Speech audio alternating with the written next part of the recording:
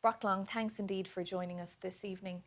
Looking at the disaster that we're seeing in Hawaii now on the island of Maui, just how big is it in terms of the scale of the rescue and recovery mission that lies ahead?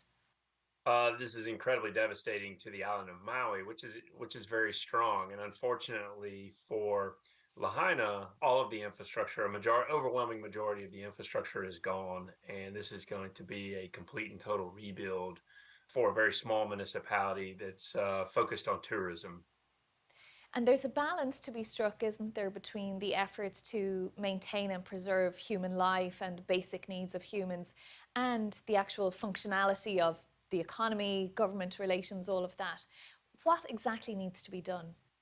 Well, at this point, FEMA is working with the governor's office and state and local officials to sustain life. I mean, I spoke with Administrator Criswell at FEMA. She is hopefully going to be on the island today to assess the situation, but they're focused on taking care of the initial needs of the disaster survivors, the ones that have lost everything and have nowhere to go. And so we'll concentrate on the life sustaining mission.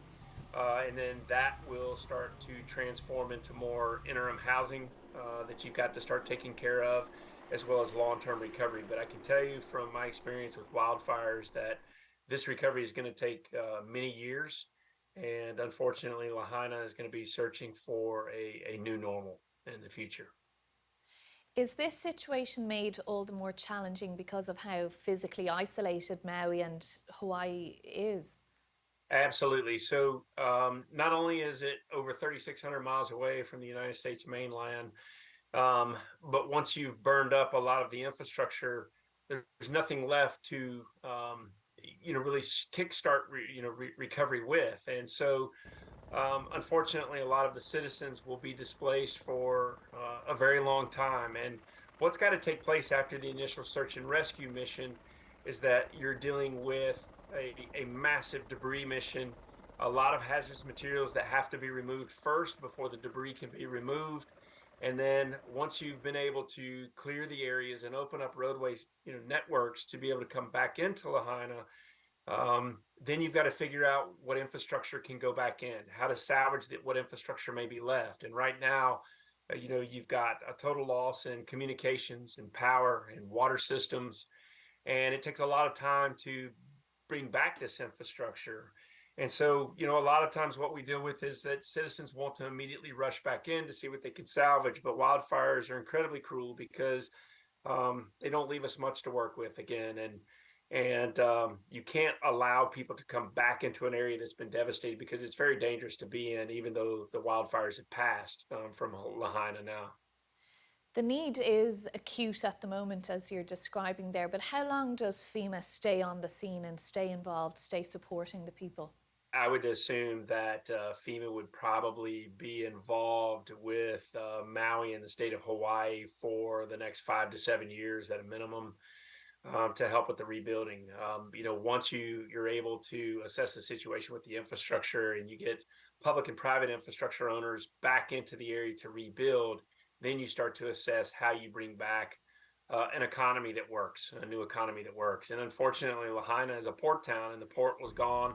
It's been heavily damaged along with a lot of the services, the service industry that supports that tourist town. And so there are a lot of decisions that have to be made, both public and private. The public side of government is going to figure out how to get the infrastructure back up and running over time or as quickly as possible. But then private business owners that make these communities work have to decide what they are going to do, whether their losses are insured or not, or whether or not they can rebuild and start a new normal life in the community again.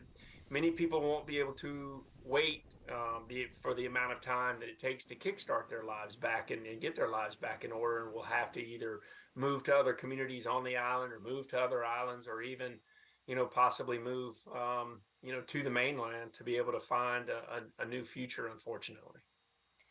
Now, you were administrator of FEMA 2018 with those historic wildfires and hurricanes. How does what we're seeing in Hawaii compare to those crises? It's really hard to compare this with anything that happens on the mainland. And I'll give you context.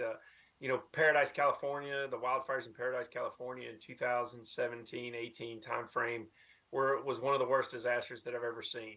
Over 14,000 structures burned to the ground, but at least you had more surrounding capability with the neighboring jurisdictions to be able to help resolve the situation over time.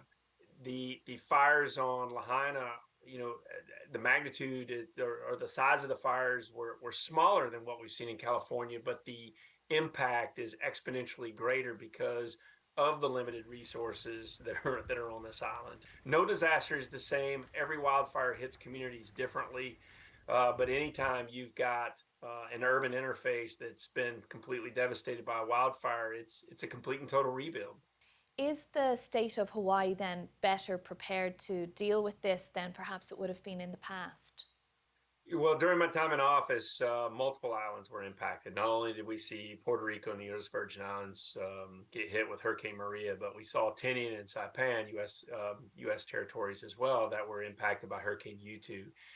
And it forced us to rethink island readiness. And as a result of that, Hawaii is very strategic to the United States. And we increased the response capabilities and logistical capabilities on the islands, particularly in the Pacific, including Hawaii. And we wanted the ability of not having to ship things from the mainland 3,600 miles away or more. We wanted the ability to mobilize our equipment and our assistance within a matter of hours to the neighboring islands as they were hit with hurricanes or volcanoes, whatever it may be. And so, in retrospect, in 2018, those decisions to enhance the capability hopefully have played out in a positive fashion for the fires that we've seen here in Maui. Indeed. Okay, well, we'll leave it there for now. Brock Long, thanks indeed for joining us. Thank you.